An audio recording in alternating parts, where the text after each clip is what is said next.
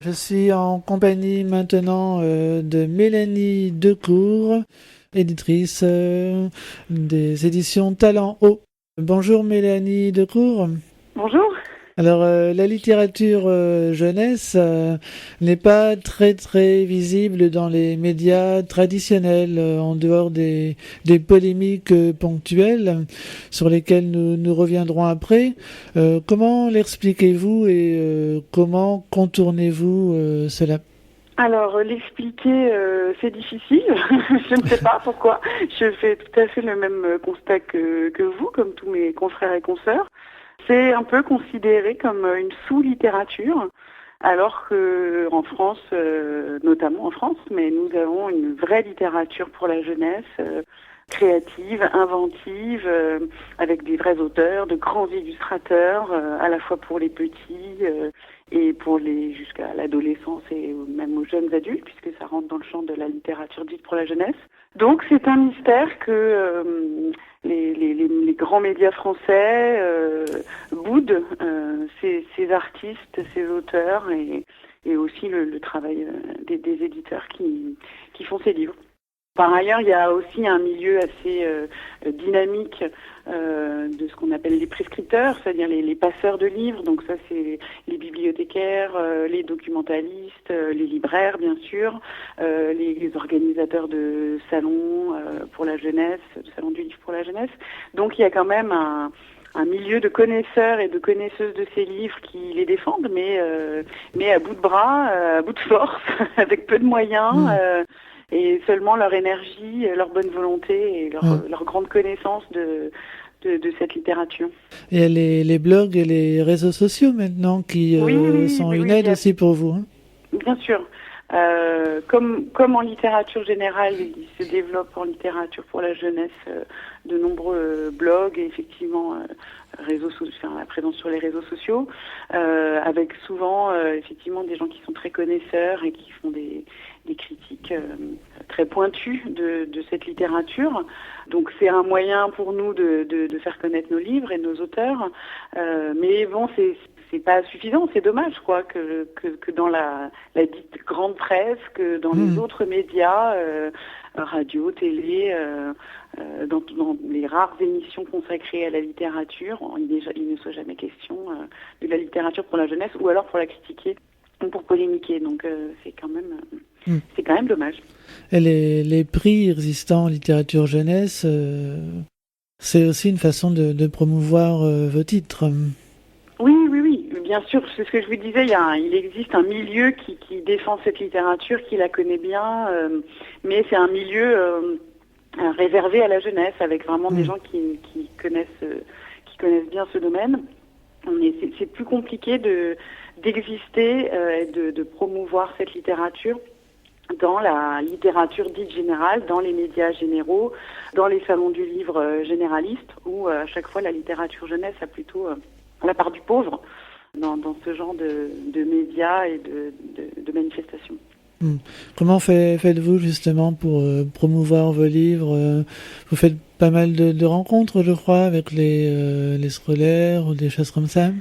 Alors, on essaye de communiquer auprès des enseignants qui sont effectivement, qui font partie des passeurs de livres, hein, parce qu'ils les utilisent beaucoup dans leur classe et ils les prescrivent à leurs élèves, que ce soit de la maternelle jusqu'au lycée en fait. Hein, c'est quand même un outil très important pour eux. On fait des rencontres un peu en classe, c'est sûr. Nos auteurs en font beaucoup. Et puis nous, on a organisé aussi Talent Haut un concours d'écriture auprès des classes de CP1. Voilà, le concours Lirego qui a lieu dans la région Île-de-France, qui est un moyen pour nous de faire parler les enfants du sujet qui est un de nos sujets de prédilection chez Talent Haut, de l'égalité entre les filles et les garçons et des discriminations sexistes. Voilà, c'est vrai au moyen de l'écriture et de la réalisation par les classes d'un album pour la jeunesse. Voilà, c'est vrai qu'on ne l'a pas rappelé, mais les éditions Talent Haut donc, ont deux lignes éditoriales. Une ligne qui lutte contre les préjugés sexistes, et puis une autre ligne éditoriale qui, là, se consacre aux livres bilingues. C'est ça. c'est ça. Disons que le fil directeur, c'est la vigilance qu'on apporte à la question des discriminations, sexistes en particulier, mais pas seulement. Hein. Enfin, voilà, les gens savent que chez Talent Haut, on publie de bons livres et que les éditrices, les auteurs, les créateurs portent attention à cette question. Et c'est vrai qu'on a aussi une ligne éditoriale bilingue avec un concept unique, puisque dans nos livres qui s'adressent aux tout petits ou aux adolescents, on parle les deux langues mais sans traduction. Donc c'est l'idée de lire en anglais ou en espagnol ou en allemand avec le plaisir de la lecture. Et voilà, que les langues sont avant tout un moyen de communication et pas seulement des règles de syntaxe ou des listes de verbes irréguliers. Parlons maintenant de votre actualité. Combien de titres comprend aujourd'hui votre catalogue? Ou combien de titres édités par an? Cette année, nous fêtons nos 10 ans et nous avons un peu plus de 200 livres au catalogue. Donc, ce qui fait une moyenne de 20 titres par an. C'est ça. D'accord. C'est à peu près ça. Ça dépend des années, mais grosso modo, c'est notre rythme de croisière. Voilà, donc une vingtaine de titres par an. Ouais, oui, donc de l'album jusqu'au roman ado. Hein. On couvre tout le champ de la littérature pour la jeunesse. Ouais. Et donc l'anniversaire, ça sera en octobre, je crois. Alors les premiers livres sont sortis en octobre, mais c'est vrai qu'on profite de toute l'année 2015 pour fêter nos 10 ans et notre catalogue et les pépites de notre catalogue. Alors vous vous adressez, vous l'avez dit, aux enfants comme aux adolescents via des collections qui leur sont adaptées. Ces collections ont évolué depuis leur création. Il y a eu Oups et Olala, par exemple, qui, je vous avais interviewé en 2011, qui maintenant se divise en 3 entités différentes. Tout à fait. On avait commencé effectivement les Oups et Olala comme une collection bilingue, donc avec un personnage qui parle en français et l'autre qui lui répond en anglais, avec la version audio disponible sur notre site internet. Donc c'était vraiment un des fers de lance de notre ligne éditoriale bilingue. Et devant le succès, on a décliné en cahier d'activité aussi sur le thème du bilinguisme, enfin de l'initiation à l'anglais. Et comme on nous le demandait beaucoup et que les 2 petits personnages créés par Amélie Gros, ce petit panda et ce petit koala, avaient beaucoup de succès, on s'est dit c'est dommage de pas les avoir aussi tout en français, parce que nous on aime beaucoup cette collection, on aime bien les personnages, on aime bien l'illustration, mais on aime bien le ton aussi qui, même sans être bilingue, incarne bien aussi ce qu'on aime chez Talent Haut. C'est drôle, ça s'adresse aux tout petits, mais c'est pas gnangnan. On prend pas les enfants pour des imbéciles. On montre une famille sans donner les détails qui semblent être recomposés, qui semblent être aussi mixtes et métissés, puisque finalement il y a une famille, il y a un côté panda et un côté koala. On montre aussi un garçon et une fille qui jouent ensemble avec beaucoup d'amitié. Alors sont-ils frères et sœurs, demi-frères, demi-sœurs, on ne sait pas. On montre une héroïne fille qui fait autant de choses que le garçon, enfin qui se pose pas la question de ce qu'elle peut ou doit faire parce qu'elle est fille. Donc voilà, c'est vraiment c'est pas offensif, j'allais dire, sur la question du féminisme et de la lutte contre le sexisme, mais finalement c'est bien en phase avec notre façon de faire chez Talent Haut. Donc voilà, c'est pour ça qu'on a décliné la collection maintenant sous trois entités. Et puis la toute dernière collection, c'est la collection Ego pour les adolescents. Oui, pour les adolescents. Donc là, on est à l'autre bout du prisme pour nous, puisque là, on s'adresse aux adolescents à partir de 13 ans. C'est une collection qu'on a lancée en 2011, qui est maintenant bien implantée, qui est vraiment un beau succès. On a 7 titres, je crois, au catalogue, oui. Donc que des romans très forts, écrits par de très bons auteurs, très bichonnés, très travaillés par les éditrices chez Talent Haut. Dont le plus grand succès dans cette collection, c'est Mauvaise Connexion de Jolitech qu'on a eu en interview il y a quelques instants. Qui est vraiment un très bon livre et qui incarne aussi bien la ligne de cette collection. On a sorti en septembre Vibration de Raphaël Frière, qui s'adresse à la fois aux garçons et aux filles, mais qui met en scène un garçon. On a eu beaucoup de retours, notamment au Salon de Montreuil, de parents, mais aussi de documentalistes et d'ados qui nous disent mais c'est super avec cette collection. On peut faire lire les non-lecteurs, parce que c'est pas des très gros livres, et on peut faire lire les garçons parce que ça leur parle d'eux. Et à la fois ils lisent un bon bouquin, ils reviennent à la lecture, et en plus, bon, il y a toujours les sujets abordés autour du harcèlement, de la violence, de la sexualité chez les adolescents, des rapports entre les filles et les garçons. Voilà, on a aussi un petit rôle d'avertisseur. On leur dit des choses, il y a un propos, une intention de l'auteur. Donc pour nous, c'est vraiment une collection et des livres tous pris un par un, très très réussis sur ce plan-là. Parce qu'à la fois, c'est d'abord un bon texte, un bon livre qui va emmener le lecteur et en même temps, ça leur parle d'eux et ça leur parle avec des mots justes. Donc c'est tout ce qu'on aime dans la littérature. C'est Talent Haut. Très bien. Quelle est votre toute dernière parution ? Alors le dernier livre paru, c'était le 19 février, c'est Marjane et le Sultan d'Agnès Laroche. C'est un roman pour lecteurs à partir de 10 ans, on va dire, un roman historique qui se passe dans un sultanat au début du XXe siècle.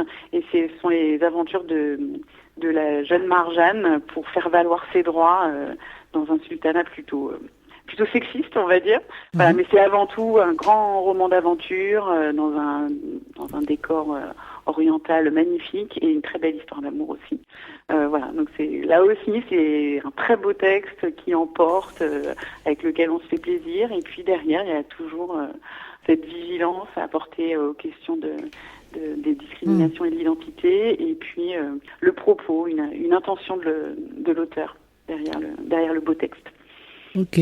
Alors le concours Lire Égaux que vous avez créé, on en parlait tout à l'heure, que vous avez créé en partenariat avec le Conseil régional d'Île-de-France, à destination des classes du primaire. On est maintenant à sa 7e année d'existence, je crois. C'est ça.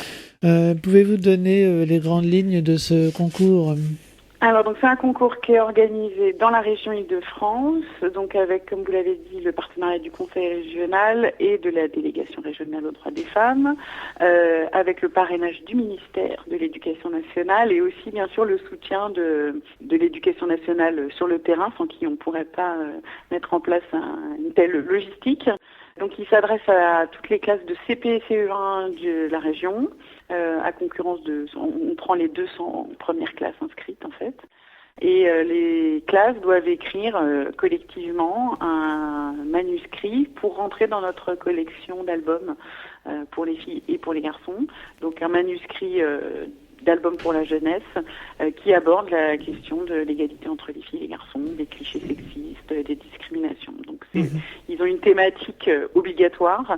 Après, c'est à eux de mettre en jeu ces clichés, de les détourner, d'en parler.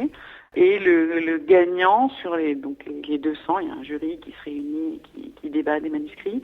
Le gagnant est le texte est illustré, édité et publié sous forme de livre et ensuite envoyé dans toutes les écoles de la région de France. Et le dernier gagnant, c'est ?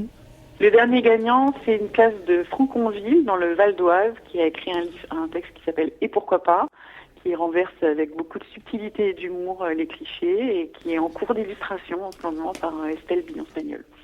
On va aborder maintenant avec vous la question du sexisme en littérature jeunesse, puisque c'est une de vos lignes éditoriales.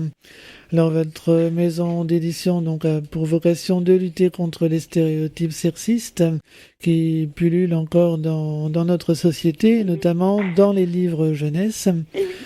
Alors, on va faire un petit focus sur ce problème et sur vos actions pour proposer une littérature sans clichés. On peut peut-être rappeler, pour commencer, faire un petit rappel sur les différentes manifestations du sexisme dans la littérature jeunesse aujourd'hui. Comment elles se manifestent ? Déjà, ce qu'il faut dire, c'est que, comme vous l'avez dit, c'est que le sexisme n'a pas disparu de notre société, donc il n'a pas disparu non plus des livres pour la jeunesse.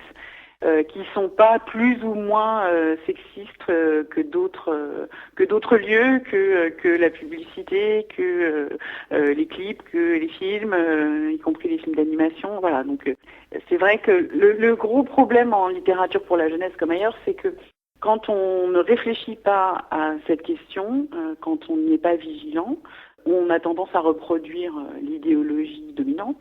Et l'idéologie dominante dans notre société, elle est globalement sexiste. Donc si on ne fait pas attention, si on se régule pas soi-même, si on n'est pas vigilant, voilà, on va montrer classiquement, quand on dessine une femme, on va lui mettre un tablier et on va la mettre dans la cuisine.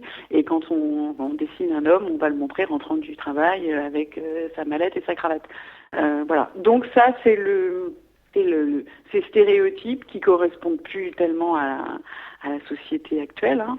C'est ce qu'on voit le plus dans la littérature jeunesse, hein, le cliché des parents avec la mère représentée dans le foyer sans emploi, enfin on la représente pas dans une fonction professionnelle, et l'homme qui travaille, qui est souvent représenté à l'extérieur de son domicile dans une palette de métiers très très variés.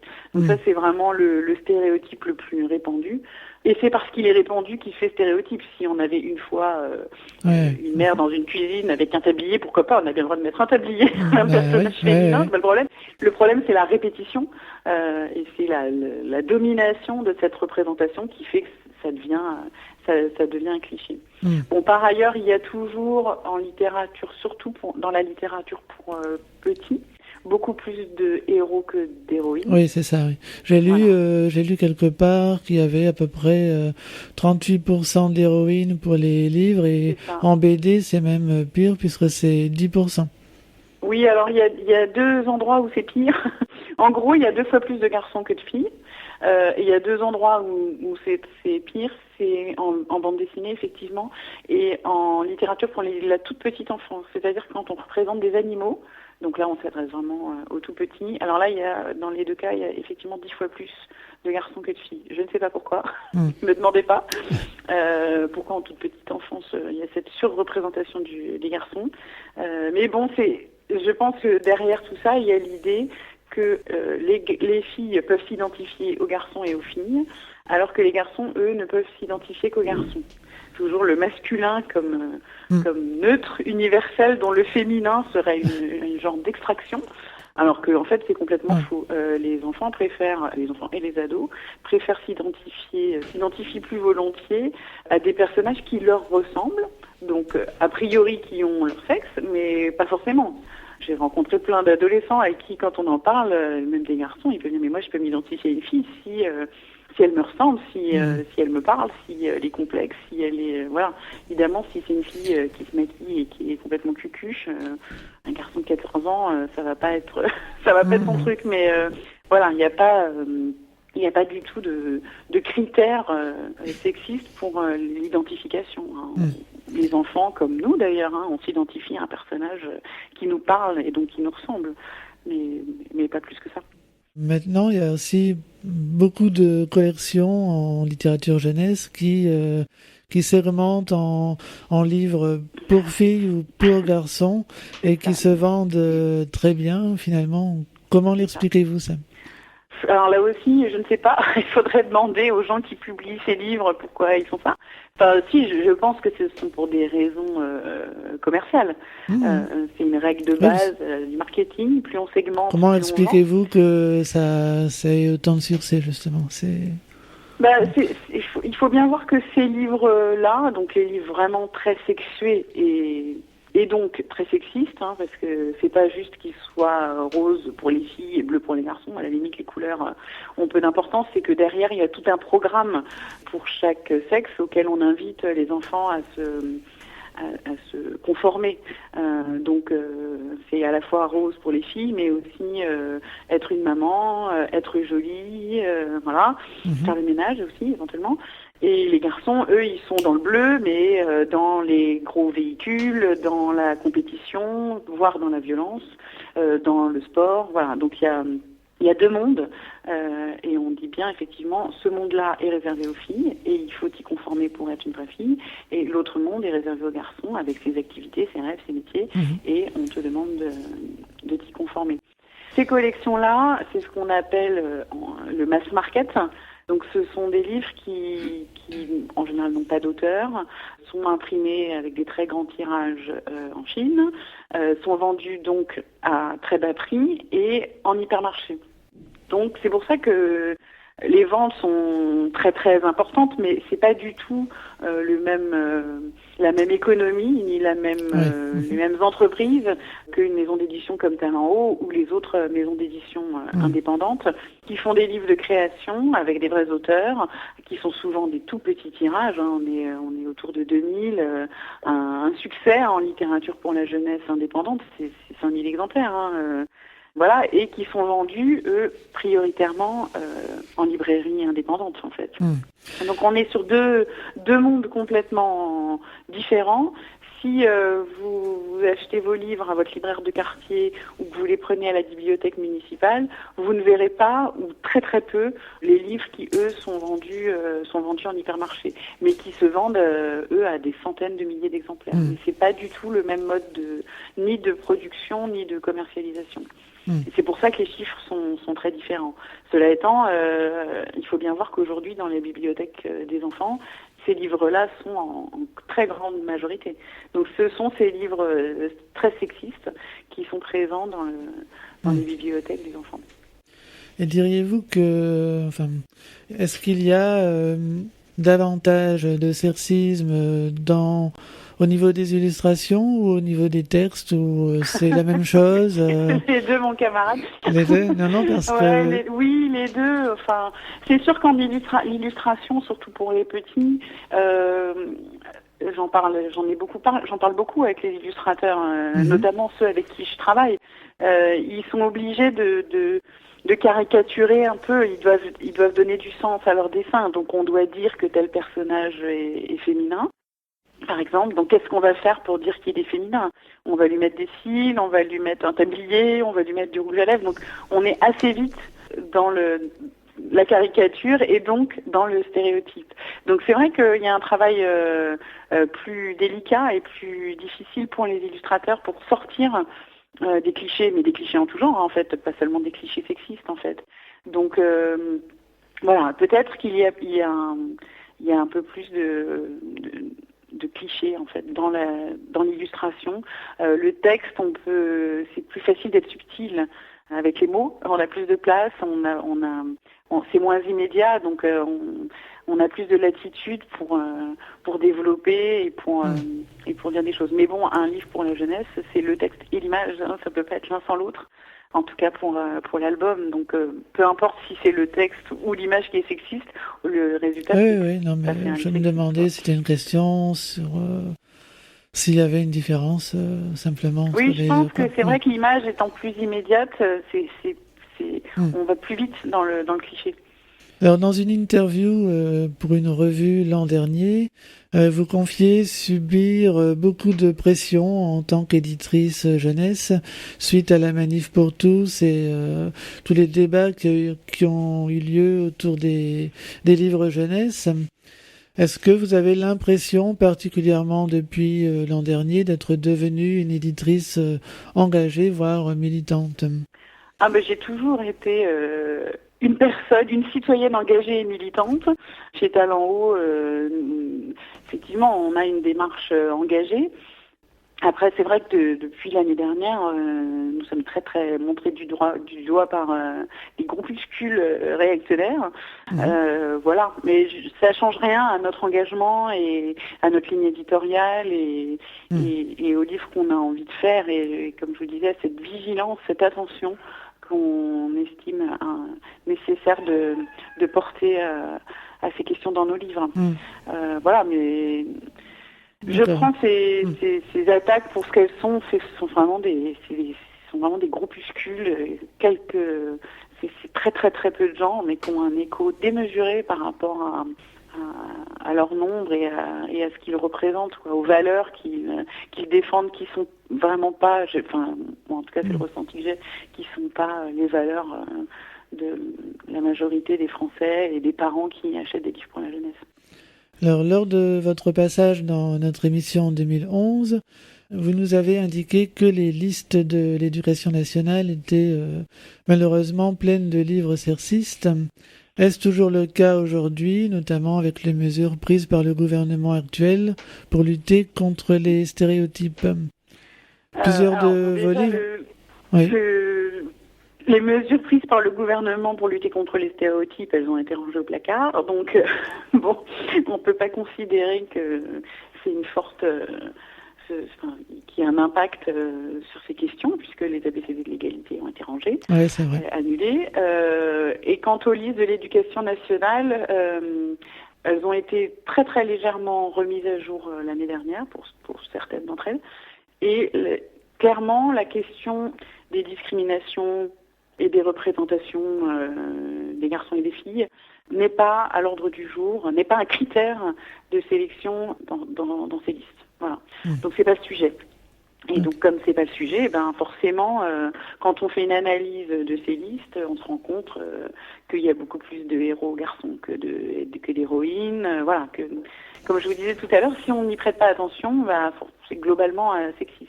Il y a une étude très brillante et limpide de Carole Brugeil et Sylvie Cromer sur les livres, la sélection de l'éducation nationale pour le cycle 3, où elles procèdent comme des démographes qu'elles sont, c'est-à-dire qu'elles font une analyse de l'ensemble des personnages de cette liste qui contient presque 300 livres, je crois, comme si c'était une population, avec le nombre de filles, le nombre de garçons, le nombre de femmes, le nombre d'hommes, les métiers, la représentation de chacun dans les activités. Et c'est saisissant, c'est vraiment, j'ai plus les chiffres en tête, mais c'est une analyse chiffrée très très très très bien faite. C'est une représentation très sexiste de la société, qui n'est pas du tout d'ailleurs en phase avec la réalité. Quand on voit le taux de travail des femmes dans la littérature pour la jeunesse, il est bien en dessous de la réalité du taux d'emploi des femmes, et en particulier des mères, qui est autour de 80% en France, alors que dans les livres pour la jeunesse, ces femmes ne travaillent pas. Globalement, elles ne travaillent pas. Y compris dans les livres de l'éducation nationale. Pour terminer, quel bilan tireriez-vous de ces 10 ans des éditions Talent Haut? Qu'est-ce qui a marqué les éditions Talent Haut? Qu'est-ce que c'est 10 ans passionnants. Le bilan d'étape, parce que c'est pas fini. C'est une grande passion, une grande fierté aussi, parce qu'on je pense quand même qu'on a fait des choix courageux, on a pris des risques. Il y a 10 ans, quand on a monté Talent Haut, la question des discriminations sexistes et de la représentation des hommes et des femmes dans la littérature et ailleurs n'était pas du tout un sujet de tendance. Donc on a pris des risques sur ces questions en restant droite dans nos bottes concernant nos convictions et nos engagements. Je pense qu'on a réussi à tracer en tant qu'éditrice, une voie un peu singulière dans la littérature pour la jeunesse.